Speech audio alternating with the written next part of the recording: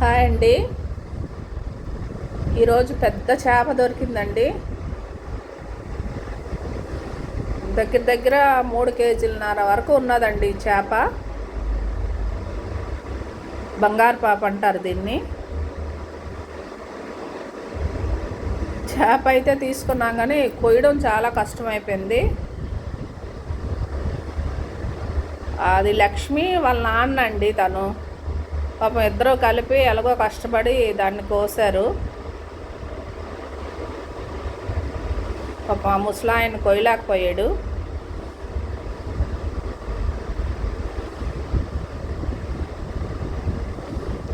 ఆ చేప అంతా కడుపంతా చేప శనే ఉంది. ఆ శన అంటే చేప తాలూకు గుడ్లండి.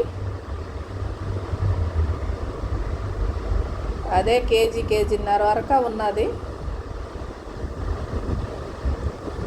దాన్ని కడుపు కోసి జాగ్రత్తగా దాన్ని బయటికి తీశారు.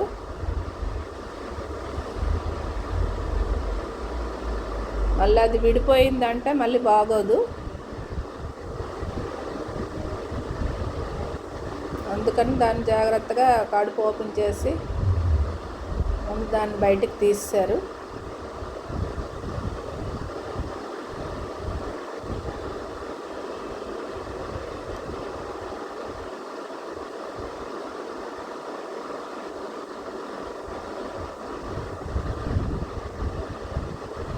ఇదిగోండి చేప శన అంటే ఇలా ఉంటుంది.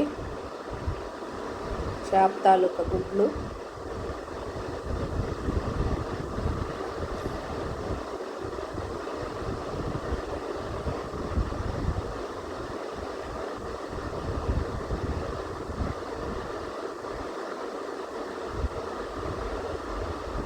చూడండి ఎంత శన వచ్చిందో.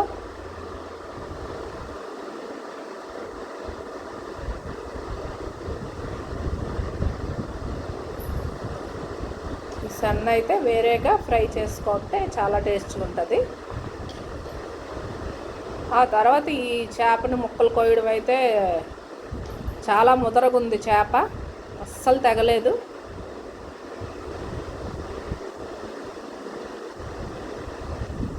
దాన్ని ఆ ముసలాయన పాపం చెదగొట్టేసినట్టు కొట్టేశాడు బాగా కొయ్యలేక.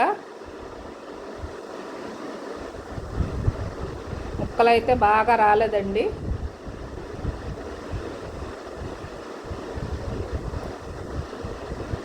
చాలా కష్టపడ్డాడు పాపం.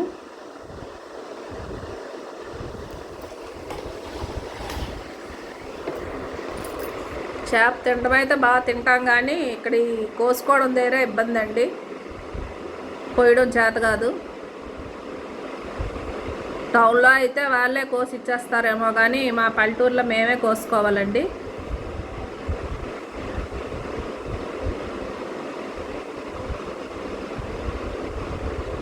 చేపైనా కోడైనా ఏదైనా మేమే కోసుకోవాలి.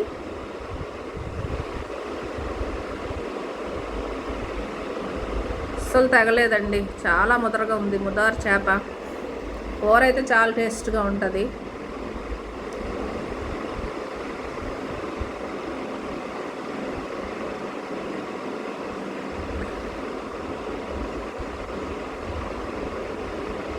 ఈరోజు ఉదయం నుంచి ముక్కలు కోయడం పెద్ద పని అయిపోయింది.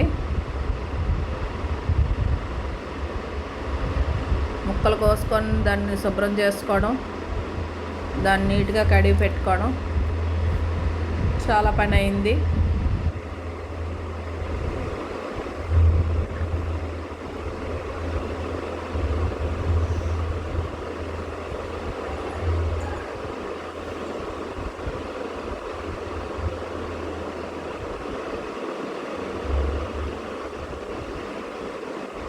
ఇవ్వండి ఆయన సమంగా కొట్టలేక ఇలా చెదగొట్టినట్టు కొట్టేశారు.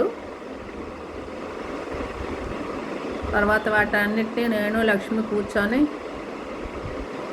నీట్గా శుభ్రం చేసాము. ఇదేనండి ఈరోజు చేప పని.